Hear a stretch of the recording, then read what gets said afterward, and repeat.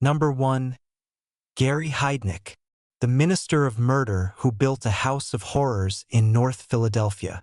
Gary Michael Heidnik was born on November 22, 1943, in Eastlake, Ohio, a suburb of Cleveland.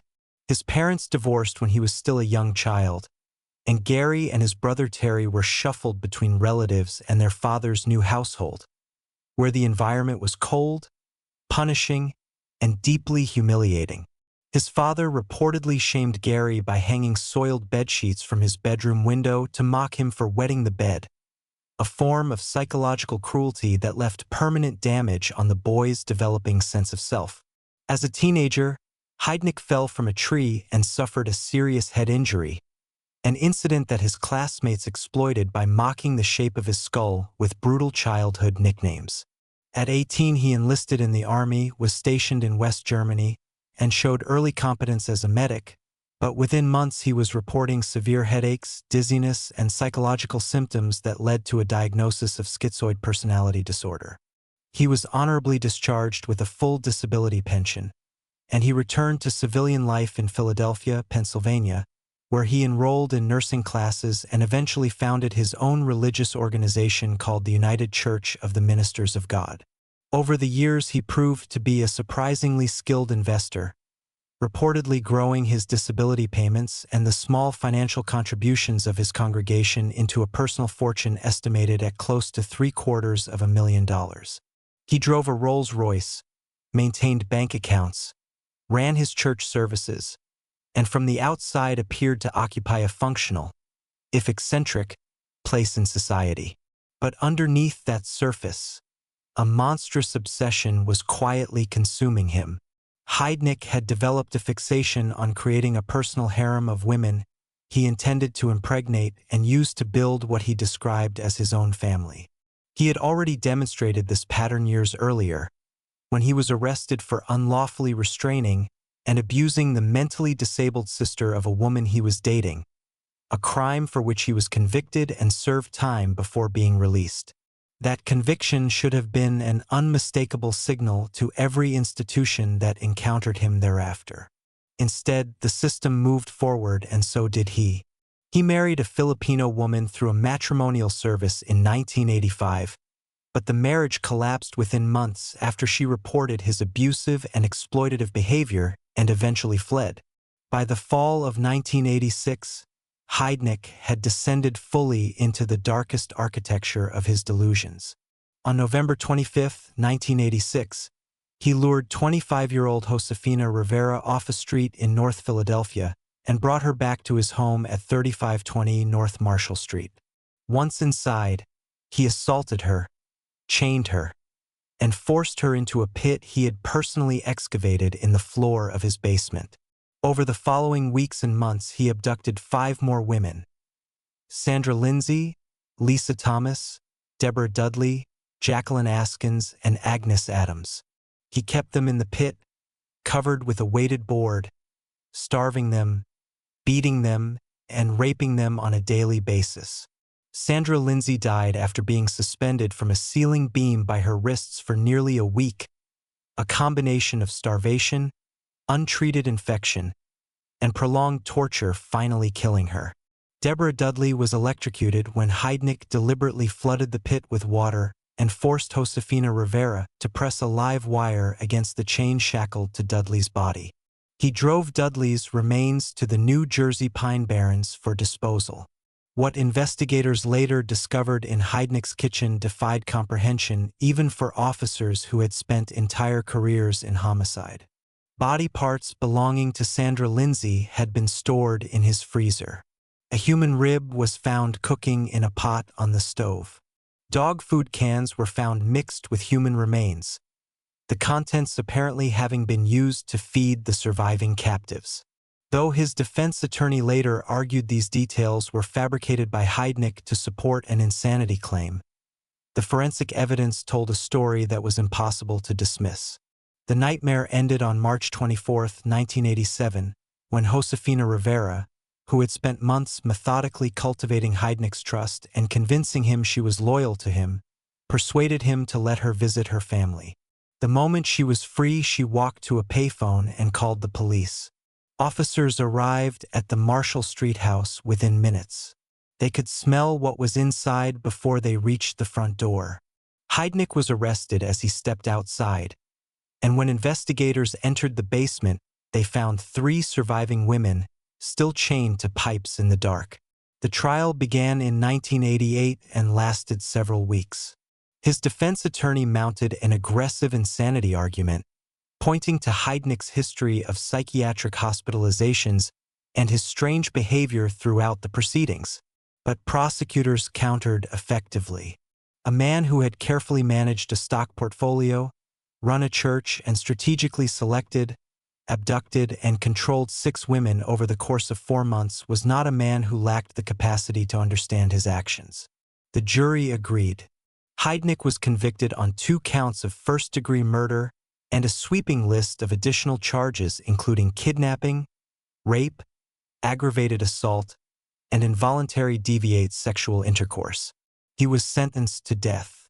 After more than a decade of appeals, Gary Heidnik was executed by lethal injection on July 6, 1999, becoming the last person to be put to death in the Commonwealth of Pennsylvania. He was 55 years old. Josefina Rivera went on to rebuild her life. Sandra Lindsay's family was left to process a grief that never truly ended. The case permanently altered how Philadelphia's law enforcement and social services approached reports of missing women from vulnerable communities, and the row house on Marshall Street became one of the most notorious addresses in the history of American crime. Number 2. Harrison Graham, the corpse collector of North Philadelphia. Harrison Graham was born on September 9, 1959, and grew up in the impoverished neighborhoods of North Philadelphia at a time when that part of the city was grinding under the weight of deindustrialization, the crack epidemic, municipal neglect, and entrenched poverty. He was known throughout his neighborhood as a gentle and childlike figure, a tall, physically large man who was remembered by local children for putting on puppet shows and doing impressions of Cookie Monster from Sesame Street. He worked sporadic jobs in construction and cleaning, never held steady employment, and by the early 1980s had settled into a small apartment in a deteriorating row house at 3 West Parish Street in North Philadelphia. The building was old and poorly maintained, but Graham made it his home. He became a fixture of the block. Neighbors knew his face, knew his voice, and had no reason to fear him. What no one knew, for the better part of a year, was what was accumulating inside that apartment. Graham used drugs heavily and would bring women from the neighborhood back to his apartment, where he would engage in drug use and sexual activity with them. At some point during some of these encounters, something turned fatal. Graham later told investigators that he would strangle women during sex, and that afterward he would simply leave their bodies where they were, buried under piles of garbage and refuse that gradually filled the apartment from floor to ceiling. He killed at least 7 women over approximately 11 months. In August 1987, Graham was evicted from the apartment by his landlord, who had received persistent complaints about the smell emanating from inside. When police accompanied the landlord to inspect the premises, the stench that met them at the door was overwhelming. They entered to find the apartment packed with waste, rotting food, filth, and buried beneath all of it, the decomposed remains of 7 women in various stages of decomposition. One green duffel bag found on the rooftop contained the skeletal remains of additional body parts. A partial excavation of the basement uncovered further remains. Graham had fled the morning of the eviction and managed to evade capture for more than a week. He was spotted on public buses, in fast food restaurants, and in homeless shelters across the city, but each time he slipped away before officers could close in. On August 17, 1987, his mother persuaded him to surrender after tracking him down, and he was arrested 10 blocks from the apartment. His victims were subsequently identified as 27-year-old Cynthia Brooks, 25-year-old Valerie Jamison, 36-year-old Mary Jeter Mathis, 22-year-old Barbara Mahoney, 29-year-old Robin Deschazer, 33-year-old Sandra Garvin, and 24-year-old Patricia Franklin. Robin Deschazer had been Graham's long-term girlfriend. Mary Jeter Mathis was the mother of 5 children. These were not strangers. They were women embedded in the fabric of the same community in which Graham lived, women whose disappearances had barely registered in the public record because of who they were and where they lived. At trial, Graham waived his right to a jury and faced a bench trial before Common Pleas Judge Robert Latrone. His attorney, Joel Moldovsky, argued passionately that Graham's severe intellectual disability made him constitutionally and morally incapable of the premeditation and deliberation required for first-degree murder. The argument was serious and carefully constructed, grounded in documented evidence of Graham's cognitive limitations. The judge nonetheless found Graham guilty of 6 counts of first-degree murder and 1 count of third-degree murder, issuing 6 death sentences alongside a consecutive life term, with the unusual instruction that the life sentence be served first, effectively deferring any execution indefinitely. In 2002, the United States Supreme Court ruled in Atkins v. Virginia that executing intellectually disabled individuals constitutes cruel and unusual punishment under the Eighth Amendment. That ruling ultimately led a Pennsylvania court to vacate Graham's death sentences in 2003, and he was resentenced to life imprisonment without the possibility of parole. He remains incarcerated at SCI Cole Township in Northumberland County, Pennsylvania. The Graham case is remembered in Philadelphia not only for its horror but for what it revealed about systemic indifference. 7 women died inside an apartment in a densely populated urban neighborhood over the course of nearly a year. No one reported them missing in time. No one connected the disappearances. The smell, which neighbors acknowledged had been present for months, was never officially reported until the day of the eviction. All 7 victims were Black women living in poverty, and the slow and incomplete public response to their deaths remains a damning chapter in the history of how certain communities are protected and others are not. Number 3.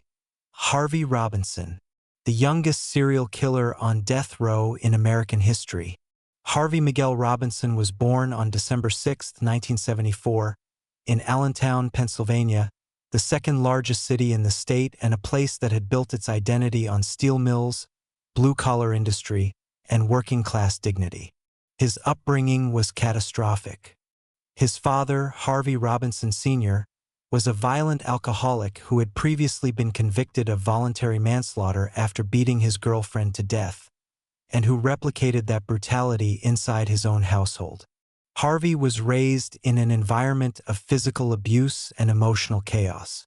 He was first arrested at the age of 9.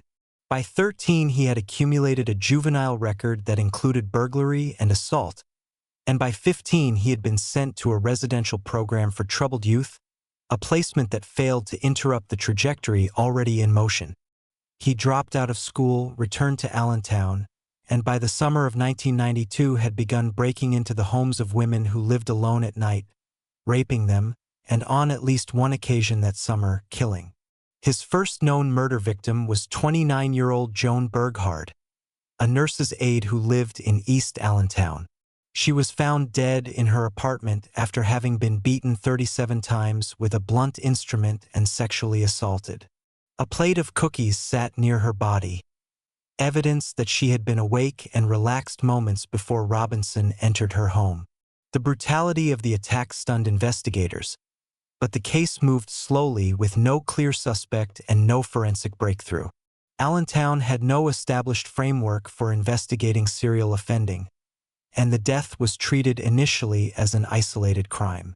That changed in June 1993 when 15-year-old Charlotte Schmoyer vanished from her morning newspaper delivery route. She was a student at Dyruff High School, a girl doing a responsible, ordinary job before the school day began. Robinson intercepted her, abducted her, raped her, and stabbed her 22 times before leaving her body in a wooded area near Mosser School. The discovery of Charlotte's body created immediate panic throughout Allentown. Parents pulled their children from early morning routines. Police released warnings to women and children about a predator operating in the area. The fear was palpable and legitimate. Weeks later, Robinson attacked Denise Samcalli in her home, raping and beating her severely. She survived. Her survival was the case's turning point, though it took several more weeks and one more death before Robinson was caught. On July 14, 1993, Robinson entered the home of 47-year-old Jessica Jean Fortney, a grandmother, and beat, raped, and strangled her to death. He then returned repeatedly to the home of Denise Samcalli, the surviving witness, apparently intent on eliminating her before she could testify against him. Investigators recognized the pattern and set a trap. An officer was stationed inside Samcalli's home. When Robinson broke in on July 18, 1993, he fled briefly but was captured shortly afterward when he sought treatment at a local hospital for an injury sustained during the break-in. DNA evidence was by this point definitively connecting him to all three murders, to the rape of Samcalli, and to the sexual assault of a 5-year-old child in a separate incident during the same period. Robinson was 19 years old at the time of his arrest. He was tried as an adult, convicted in November 1994 on 3 counts of first-degree murder, and sentenced to death, making him at that time the youngest serial killer on death row in American history. His case has been in ongoing litigation for decades, shaped by evolving constitutional standards regarding juvenile offenders and capital punishment. In 2019, he accepted modified sentencing on 2 of the 3 murder counts, receiving 35 years to life for the Burghard murder and life imprisonment for the Schmoyer murder. He remains on death row for the murder of Jessica Fortney, with appeals continuing into 2024. He is currently held at SCI Phoenix in Skipack Township, Montgomery County. The Allentown community, which had never before confronted a serial predator within its borders, was permanently changed by Robinson's crimes. The families of Joan Burghard, Charlotte Schmoyer, and Jessica Fortney have spent more than 3 decades navigating a legal process that has kept the wounds open and the resolution incomplete. And the story of Harvey Robinson remains one of the most unsettling illustrations in Pennsylvania history of how inherited violence, institutional failure, and unchecked adolescent rage can combine to produce irreversible devastation. Number 4. Joseph Kallinger, the shoemaker who made his son his accomplice. Joseph Kallinger was born on December 11, 1935, in Philadelphia, Pennsylvania, and was placed in foster care the day after his birth after his biological father abandoned his mother. At the age of 4, he was adopted by Austrian immigrants Stephen and Anna Kallinger, and the adoption, which should have given him stability and a future, instead delivered him into one of the most documented and horrifying cases of childhood abuse in the city's history. His adoptive parents subjected him to systematic torture throughout his childhood. He was beaten with belts, burned with irons, forced to kneel on jagged rocks for extended periods, locked inside closets, made to consume excrement, and starved as punishment. At the age of 6, he suffered a hernia that investigators later concluded had been inflicted by his father during a beating. His adoptive mother told him after a surgical procedure during his childhood that doctors had permanently altered his genitals to prevent him from ever having normal sexual function, a lie designed to control and humiliate him that he reportedly believed into adulthood, and which appeared to have contributed significantly to his profoundly distorted relationship with sexuality and his own body. He dropped out of high school and learned the trade of shoe repair, eventually opening a small cobbler shop in the Kensington section of North Philadelphia. He married twice, fathered 7 children across both marriages, and established the surface appearance of a working-class craftsman living an ordinary life. But inside his home, Kallinger was reproducing the precise cycle of sadistic abuse that had been done to him. He beat his children, starved them, burned them, forced them into degrading acts, and subjected them to psychological torments that mirrored those of his own childhood with chilling fidelity. 3 of his children reported his abuse to authorities on separate occasions. Each time, the reports were investigated and then effectively dropped. He was declared mentally incompetent to stand trial on child abuse charges and received treatment rather than incarceration, leaving him free to continue his violence at home. By the early 1970s, Kallinger had begun reporting auditory hallucinations involving a floating decapitated head he called Charlie, which he claimed issued him commands to kill. In 1972, a neighborhood boy named Jose Kallinger was tortured, mutilated, and murdered in an abandoned factory in Philadelphia, a crime later attributed to Kallinger. In 1974, his 14-year-old son Joseph Jr. was found drowned at a demolition site.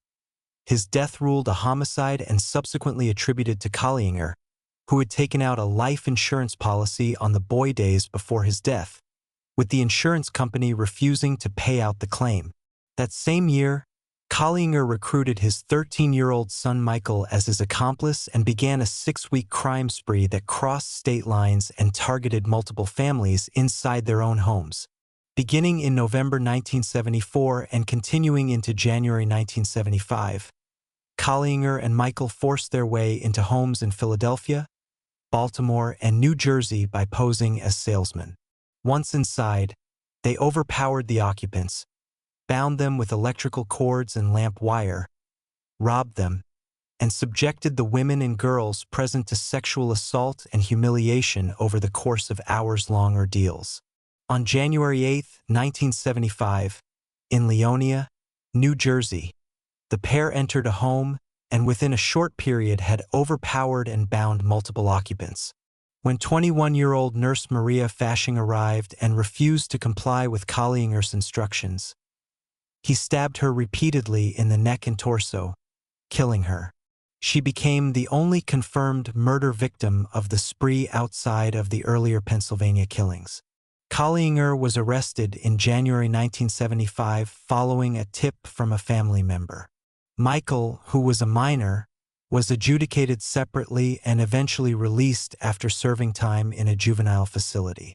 Joseph Kallinger faced multiple trials across 2 states. In New Jersey, he was convicted of murder and received a life sentence. In Pennsylvania, he was convicted of additional charges. He was ultimately confined to Fairview State Hospital, a psychiatric institution in Waymart, Pennsylvania, after being deemed mentally incompetent for trial on the Pennsylvania charges. He died at Fairview on March 26, 1996, at the age of 60, having spent his final years deteriorating from what was described as paranoid schizophrenia. His story was documented in extraordinary detail by journalist Flora Rita Schreiber in the 1983 book The Shoemaker, which drew on hundreds of hours of recorded interviews with Kallinger himself and remains one of the most comprehensive examinations of the relationship between childhood abuse and adult violence in the true crime canon. The Kallinger case forces an accounting not only with the man himself but with the institutions that failed to intervene across more than 2 decades of documented abuse, reported violence, and escalating criminality, failures that ultimately cost a young nurse her life and left an entire family permanently destroyed from within. Number 5. Antonio Noel Rodriguez, the Kensington Strangler.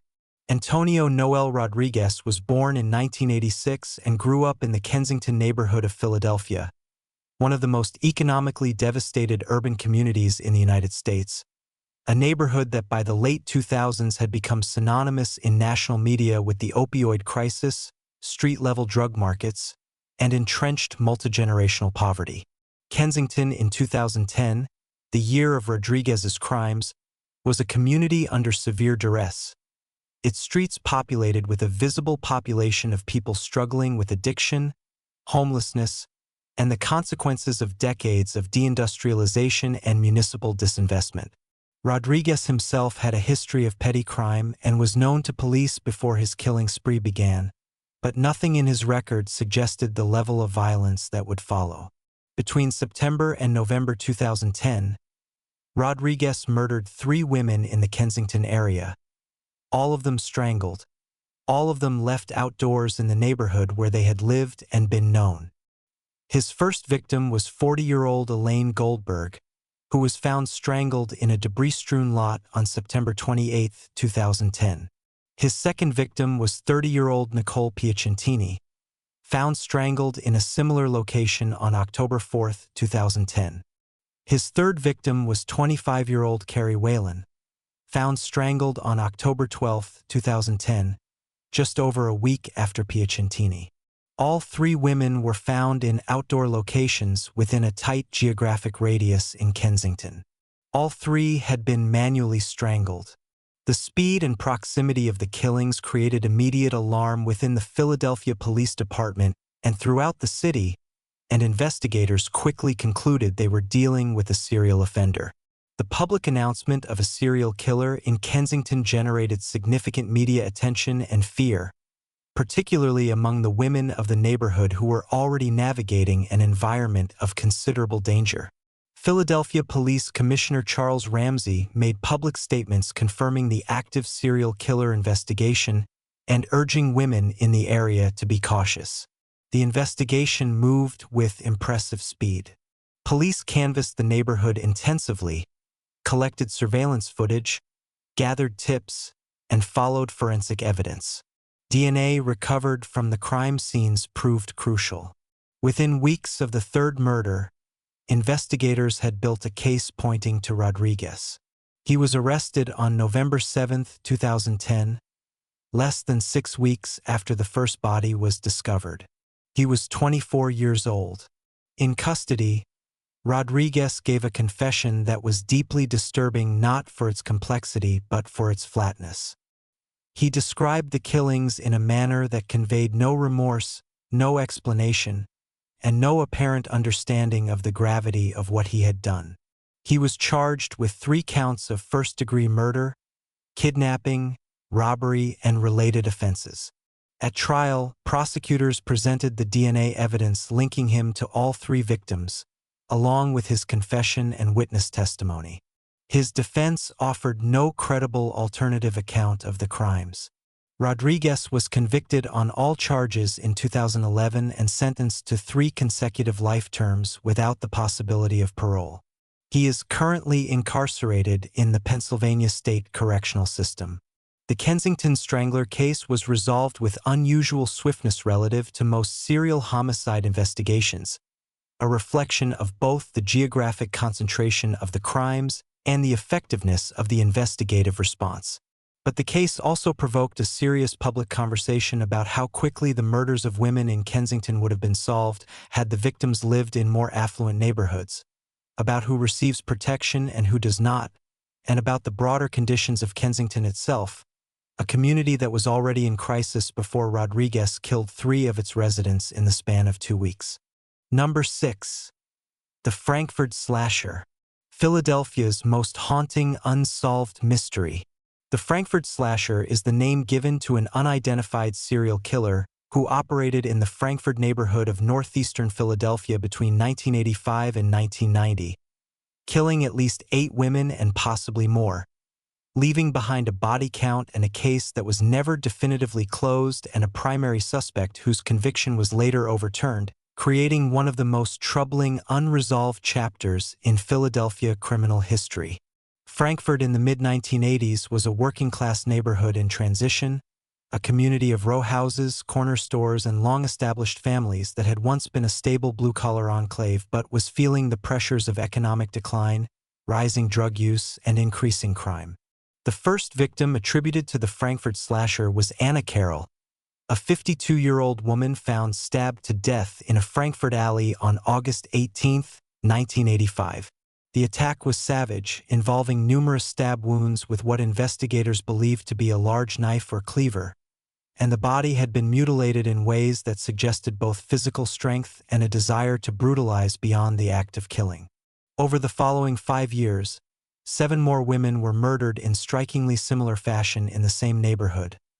Melvina Coleman, Susan Alsop, Jean Durkin, Margaret Vaughn, Teresa Ciartino, Carol Dowd, and Michelle Denner. All were stabbed multiple times with a large, sharp-bladed instrument. Several were sexually assaulted. All were found in or near Frankford, most within a tight geographic corridor centered on Frankford Avenue, the neighborhood's main commercial strip. Investigators noted that the victims, most of whom were middle-aged or older white women, appeared to have been targeted partly through proximity to a local bar or diner on Frankford Avenue, suggesting the killer may have been a regular patron of that establishment or someone who frequented the area on a predictable basis. The crimes generated enormous fear in Frankfurt, particularly among women who lived alone or who frequented the neighborhood's bars. Women changed their routines. Businesses hired extra security. Despite the concentrated geography of the crimes and the consistent method, the investigation produced no arrest for years. Then, in January 1990, a suspect was caught almost by accident. Leonard Christopher, a 25-year-old black man who worked at a Frankford Avenue chicken restaurant, was found by police inside the apartment of the most recent victim, Carol Dowd, before the body had been formally discovered. He was covered in blood and was found with the body still present. He was arrested, tried, and convicted of Dowd's murder in 1990 and sentenced to life in prison. Many assumed the case was closed, but the murders did not stop after Christopher's arrest. Another woman, Michelle Denner, was found murdered in the same manner in October 1990, nearly a year after Christopher had been in custody. This raised immediate and serious questions about whether Christopher had actually been the Frankford Slasher at all or whether he was guilty only of Dowd's murder, and whether the real slasher had continued killing after Christopher's incarceration. Defense attorneys and investigators who re-examined the case in subsequent years raised compelling arguments that Christopher's presence at the scene of Dowd's murder, while clearly incriminating in that isolated case, did not necessarily connect him to the broader series.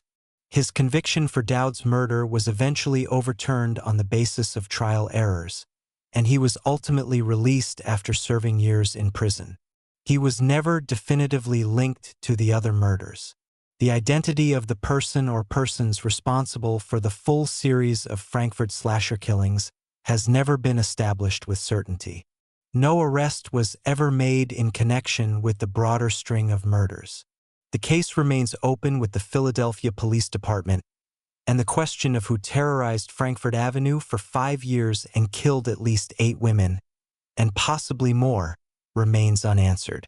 The legacy of the Frankford Slasher case is one of institutional failure, of a community left to absorb repeated violence without answers, and of a justice system that may have convicted one man for one crime while the larger truth remained permanently buried. Number 7. Morris Bolber. A murder conspiracy built on greed and betrayal. The Philadelphia poison ring was one of the most elaborate murder-for-profit conspiracies in American history, a network of killers operating in the Italian-American immigrant community of Philadelphia during the 1930s that resulted in the deaths of somewhere between 30 and 50 people, though the true total may never be known. At the center of the ring were 2 men, Morris Bolber and Paul Petrillo, whose partnership combined medical knowledge with criminal ambition and used the bonds of community trust as their primary weapon. Morris Bolber was a physician practicing in South Philadelphia who had developed a loyal clientele within the tight-knit Italian immigrant community he served. He was educated, respected, and trusted in a way that made him extraordinarily dangerous. Paul Petrillo was a tailor with criminal connections and a talent for manipulation. The scheme that the 2 men developed together was devastatingly simple. They would identify married men within the community, obtain life insurance policies on those men, and then arrange their deaths in ways that would appear natural or accidental, leaving their wives to collect the insurance proceeds, a portion of which would be passed along to Bolber, Petrillo, and their accomplices. In some cases, the wives were willing participants in the murder of their own husbands.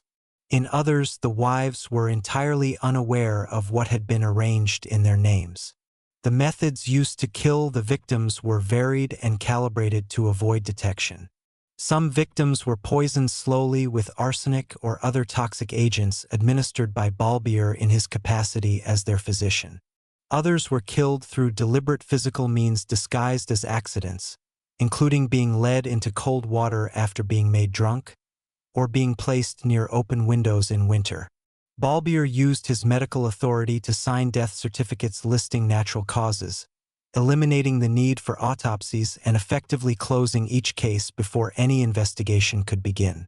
The conspiracy expanded over several years to include Paul's cousin Herman Petrillo, who recruited additional members and arranged murders for clients who came to the ring with requests. At its peak, the operation was functioning as something close to a murder-for-hire service embedded within a community that had no idea it existed. The ring began to unravel in 1938 when Herman Petrillo was arrested on an unrelated fraud charge, and a cellmate he confided in informed authorities about the larger conspiracy. The subsequent investigation was vast and deeply unsettling, involving the exhumation of dozens of bodies, toxicological testing for arsenic and other poisons, and the interviewing of scores of witnesses. Herman Petrillo was convicted of murder and executed in the electric chair at Rockview Penitentiary in 1941. Paul Petrillo was also convicted and executed the same year. Morris Bolber, the physician at the center of the entire operation, testified against his co-conspirators in exchange for a reduced sentence and received life imprisonment, dying in prison in 1954. Numerous other participants received sentences ranging from execution to long prison terms. The case sent shockwaves through Philadelphia's Italian-American community and through the city's public health establishment, raising profound questions about the degree to which a trusted physician could use his position to commit systematic murder over years without detection. It remains one of the most chilling examples in Pennsylvania history of how organized criminal conspiracy, when embedded within the social fabric of a close-knit community, can operate in plain sight and kill repeatedly before anyone asks the right questions. Number 8. Charles Cullen, the angel of death who killed across 2 states. Charles Edmund Cullen was born on February 22, 1960, in West Orange, New Jersey, the youngest of 8 children. His father died when Cullen was only 7 months old, leaving his mother to raise 8 children alone in conditions of significant financial hardship. His childhood was defined by loss.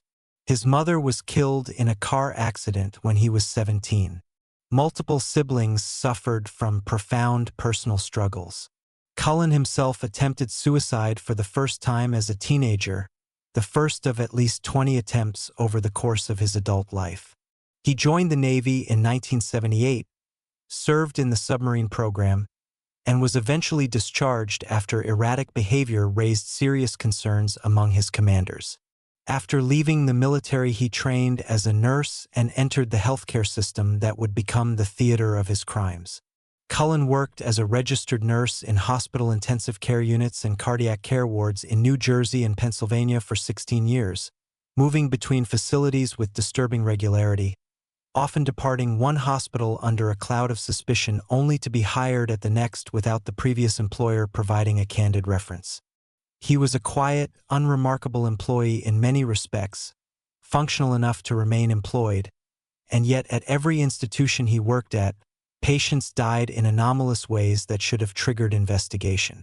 In Pennsylvania, Cullen worked at multiple hospitals including Sacred Heart Hospital in Allentown and St. Luke's Hospital in Bethlehem. It was at these and other facilities that he administered unauthorized doses of medication, primarily insulin and digoxin, to patients who were sometimes recovering from treatable conditions and were not expected to die. Cullen later told investigators that he killed to end the suffering of patients he perceived as in pain, but the evidence of who he actually chose to kill undermined this explanation repeatedly. Many of his victims were not terminally ill. Some were in stable condition and were expected to recover.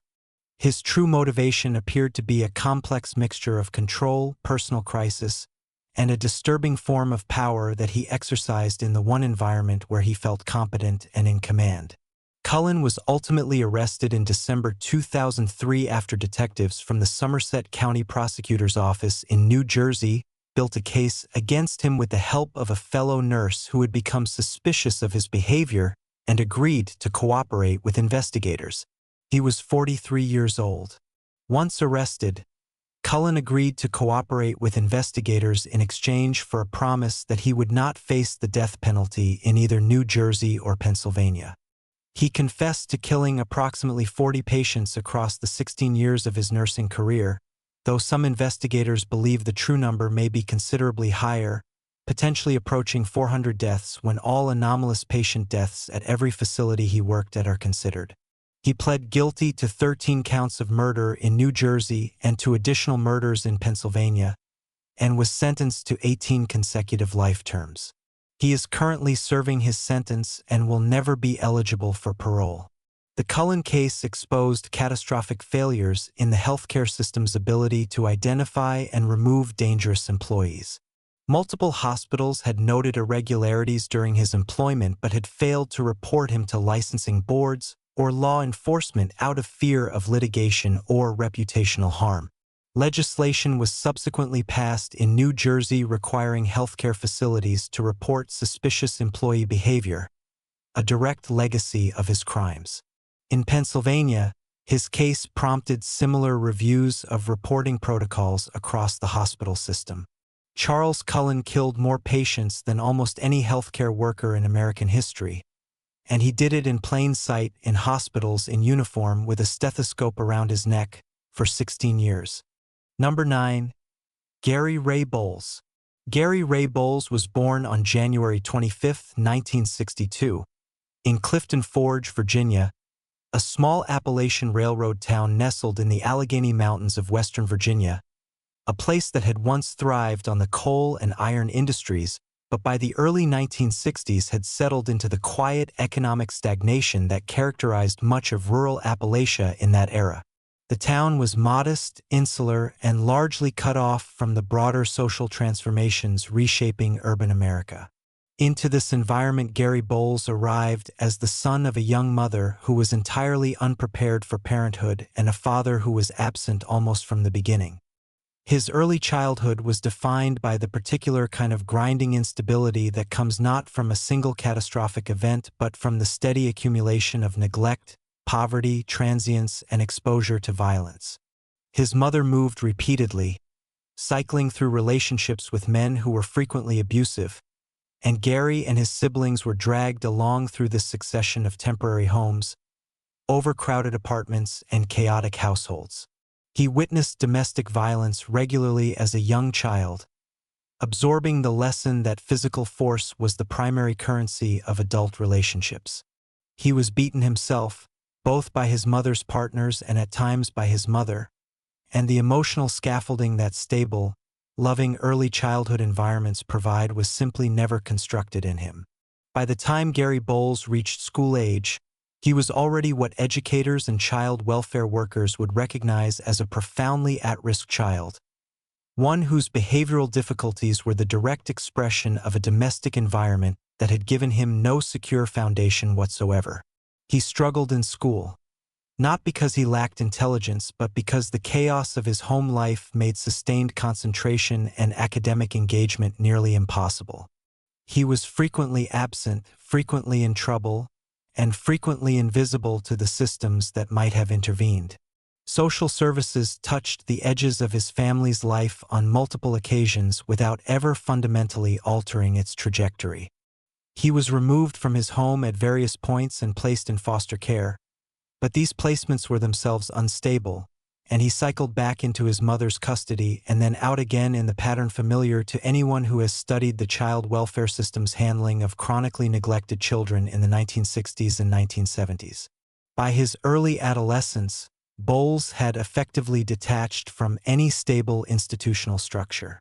He was skipping school consistently, spending his days on the streets, and beginning to engage in petty theft and other minor criminal behavior. He had also begun to understand, in the way that vulnerable and isolated teenagers sometimes do, that his physical appearance gave him a particular kind of currency with older men. Gary Bowles was by most accounts a physically attractive young man, and he discovered that older gay men would pay for his companionship, provide him with shelter, food, alcohol, and money in exchange for sexual contact. He began engaging in survival sex work in his mid-teens, a common trajectory for homeless and runaway youth with no family support and no access to legitimate resources. This was not, by the standards of the era or by any reasonable moral accounting, a choice freely made. It was a survival strategy adopted by a child who had been failed comprehensively by every institution and adult relationship in his life. But it placed him in a world of transient, largely anonymous relationships with men who operated outside the mainstream, men whose social vulnerability as gay individuals in an era of pervasive and often legally sanctioned homophobia meant that they were unlikely to report crimes committed against them to police. That vulnerability would later become central to how Bowles was able to kill repeatedly and evade detection for as long as he did. He spent his late teens and early 20s drifting up and down the eastern seaboard, staying temporarily with men he met through the sex trade, robbing them when the opportunity arose, moving on before consequences caught up with him. He was arrested multiple times during this period for theft, assault, and related offenses, and served several short stints in jail and prison, none of which produced any meaningful rehabilitation or interruption of the pattern that was steadily intensifying within him. Each incarceration was followed by release back into the same world of transience and survival criminality, with no support structure, no housing, no employment prospects, and no therapeutic intervention that addressed the profound psychological damage of his childhood. Prison for Bowles, as for so many men with his background, was not a corrective experience. It was simply another institutional environment in which he learned to survive, adding to his already considerable repertoire of adaptive behaviors in hostile environments while doing nothing to address the rage, the learned violence, and the increasing willingness to harm others that had been building in him since childhood. By the early 1990s, Gary Bowles had settled into a pattern of life that took him primarily through Florida, Georgia, Maryland, Virginia, and Pennsylvania, following routes along the Interstate 95 corridor that connected these states, staying in cheap motels, crashing with men he met through the sex trade, and sustaining himself through a combination of robbery and the financial support of temporary companions.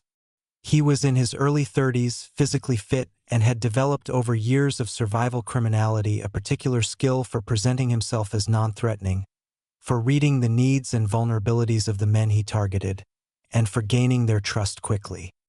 He was charming when he needed to be, compliant when that served his purposes, and capable of functioning in the semi-domestic arrangements that these temporary relationships required. He cooked, cleaned, ran errands, and performed all the ordinary tasks of cohabitation with apparent ease, all while assessing his host's financial resources, the layout of the living space, and the degree to which the man's social isolation would delay the discovery of any violence Bowles chose to commit. His first confirmed murder occurred in March 1994 in Jacksonville, Florida.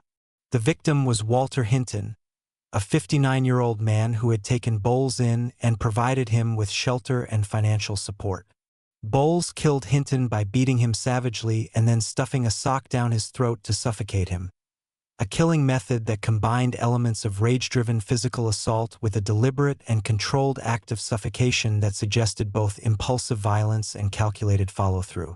He then robbed the apartment and left Jacksonville, heading north along Interstate 95. His second victim was David Jarman, a man he encountered in Georgia shortly after the Hinton murder.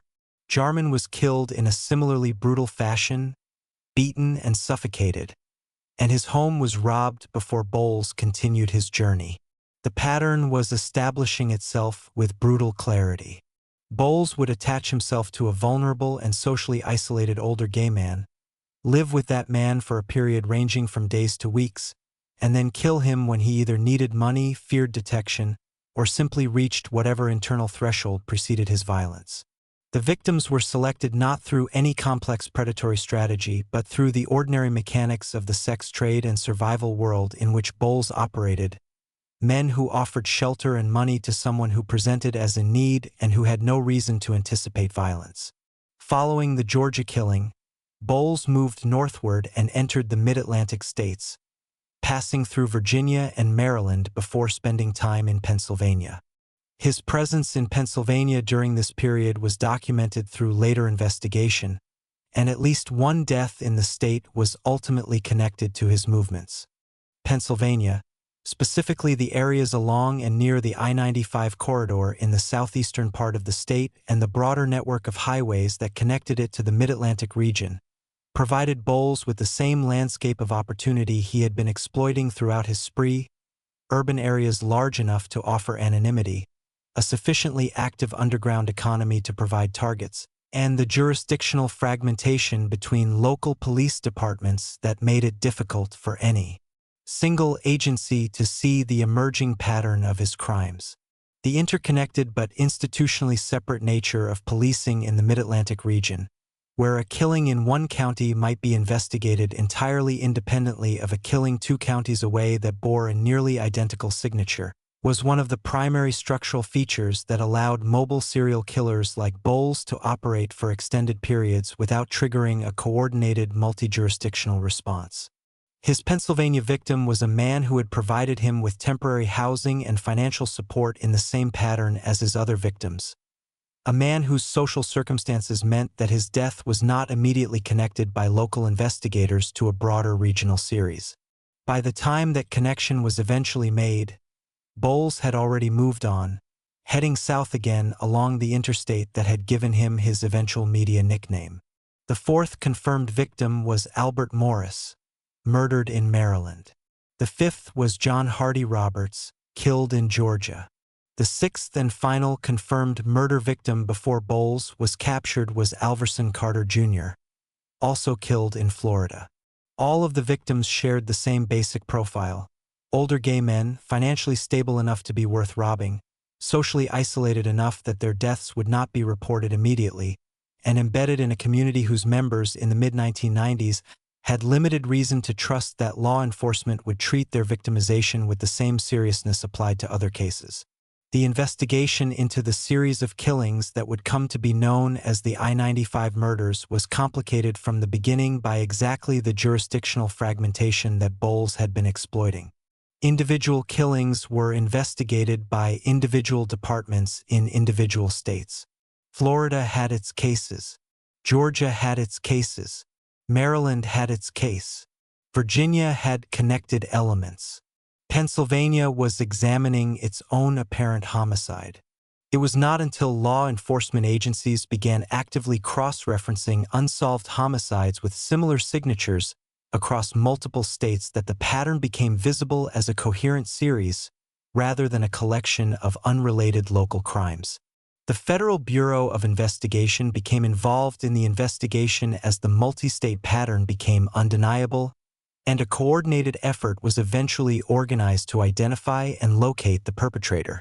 A composite sketch of the suspect, drawn from witness descriptions, was distributed widely across the southeastern and mid-Atlantic states. The sketch generated tips, and those tips gradually narrowed the focus of the investigation toward Gary Ray Bowles, whose criminal history and physical description matched the emerging profile. He was placed on the FBI's 10 Most Wanted list in October 1994, a designation that brought national media attention to the manhunt and generated additional tips from members of the public who recognized the sketch or had encountered Bowles during his travels. The manhunt ended on November 4, 1994, when Gary Ray Bowles was apprehended in Titusville, Florida. He was 32 years old. The arrest was made without significant incident. Bowles was taken into custody and transported to face the accumulated charges that had been building across multiple states throughout the year of his killing spree. He was extradited to Florida, where prosecutors in Duval County, Jacksonville, had built the most comprehensive case against him, and where the evidence connecting him to Walter Hinton's murder was most thoroughly documented. He was also charged in connection with the other murders in the series, and investigators from multiple states cooperated in building the full evidentiary picture. In custody, Bowles was initially resistant, but over time the weight of the forensic and testimonial evidence against him became impossible to contest. DNA evidence, fingerprint evidence, witness testimony, and the forensic details connecting the crime scenes to one another, and to Bowles himself, constituted a case that left virtually no credible avenue of defense. He eventually entered guilty pleas to multiple counts of murder and was convicted on the full series of killings attributed to him. The sentencing process was lengthy and involved proceedings in multiple jurisdictions. In Florida, where the death penalty was available and where prosecutors sought it aggressively, Bowles was sentenced to death for the murders committed in that state. The sentencing was not immediate in its resolution. Bowles spent more than 2 decades on death row at Florida State Prison, during which time his case moved through the standard appellate process, with defense attorneys raising challenges related to his childhood trauma, his intellectual and psychological functioning, the adequacy of his legal representation at trial, and the constitutionality of his sentence. None of these appeals ultimately succeeded in vacating his conviction or his sentence, though they extended the period between conviction and execution by many years, as is common in capital cases in the American legal system. During his years on death row, Gary Ray Bowles gave interviews to journalists and investigators in which he reflected on his life and crimes in ways that were sometimes illuminating and sometimes contradictory. He spoke about his childhood with a degree of clarity that suggested genuine insight into the forces that had shaped him, acknowledging the violence, the instability, the abandonment, and the complete absence of any stabilizing adult influence in his formative years. He spoke about the sex trade and survival criminality of his young adulthood with a matter-of-factness that reflected how thoroughly normalized that world had been for him. What he was less able to provide was a coherent or emotionally credible account of why the killings had happened, beyond the immediate material motivations of robbery and the elimination of witnesses. Investigators and criminal psychologists who examined him noted that Bowles exhibited characteristics consistent with antisocial personality disorder, that his capacity for empathy appeared severely underdeveloped, and that his years of survival in violent and exploitative environments had produced a functional detachment from the humanity of the people around him that made lethal violence more accessible to him than it would be for most individuals. He was not, by any clinical assessment, psychotic. He understood the nature and consequences of his actions. He was a man whose development had been so profoundly distorted by his early experiences that the moral and emotional architecture most people take for granted had simply never been built in him to the degree necessary to prevent what followed. On August 22, 2019, Gary Ray Bowles was executed by lethal injection at Florida State Prison in Rayford, Florida. He was 57 years old. He was pronounced dead at 6:21 in the evening. He did not make a final statement. The executions of serial killers are public events in the legal sense, recorded and announced, attended by witnesses including representatives of the victims' families, and they carry an official weight that is meant to represent the conclusion of a legal process and some measure of justice for those who were harmed. Whether the families of Walter Hinton, David Jarman, Albert Morris, John Hardy Roberts, Alverson Carter Jr., and the other men whose deaths were connected to Bowles experienced that execution as a meaningful form of closure is a question that only they can answer.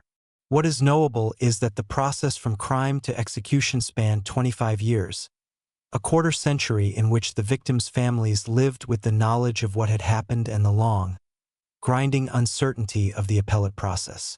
The Bowles case carries several significant lessons for law enforcement and for the broader understanding of serial violence in America. The first is the lesson of jurisdictional fragmentation. The inability of police departments in different states, and even in different counties within the same state, to rapidly share information about unsolved homicides with similar signatures allowed Bowles to kill 6 confirmed victims over the course of a single year before a coordinated investigative response was organized. The creation of more robust information-sharing infrastructure between law enforcement agencies, including the expansion of databases tracking violent crime signatures across jurisdictions, was one of the direct institutional responses to cases like Bowles's and to several other high-profile mobile serial killers who operated during the same period. The second lesson is about victim selection and the protection gap it creates. Bowles's victims were older gay men living at the margins of mainstream social recognition, Men whose social vulnerability in an era of pervasive homophobia meant that their deaths were less likely to generate the public attention and institutional urgency that might have accelerated the investigation. This is not a comfortable truth, but it is an accurate one, and it has been acknowledged explicitly by law enforcement professionals and victim advocates who have examined cases from this period. The degree to which the identity and social position of victims influences the speed and intensity of the investigative response is one of the most persistent and troubling patterns in the history of American serial homicide investigation, and the Bowles case is one of its clearer illustrations. The third lesson is about the failure of intervention at the earliest stages of a life trajectory that was heading toward violence for decades before the first murder was committed. Gary Bowles was not a mystery. He was a child who had been beaten, neglected, removed from his home, cycled through foster care, pushed out of school, and left without any of the resources or relationships that might have interrupted his development toward predatory violence. He encountered the social services system, the juvenile justice system, the adult criminal justice system, and the prison system repeatedly across 3 decades before he killed anyone, and none of those encounters produced an intervention adequate to the scale of the damage that had been done to him and that he was accumulating and redirecting outward. This is not an argument for sympathy that cancels accountability. The men Gary Ray Bowles killed were real human beings whose lives had value and whose families suffered real and permanent loss. His crimes were brutal, deliberate, and without justification. But the question of how a society produces a Gary Ray Bowles, and what it might do differently to prevent that production, is a legitimate and important one, and it sits at the center of the Bowles case as it sits at the center of nearly every case examined in this video.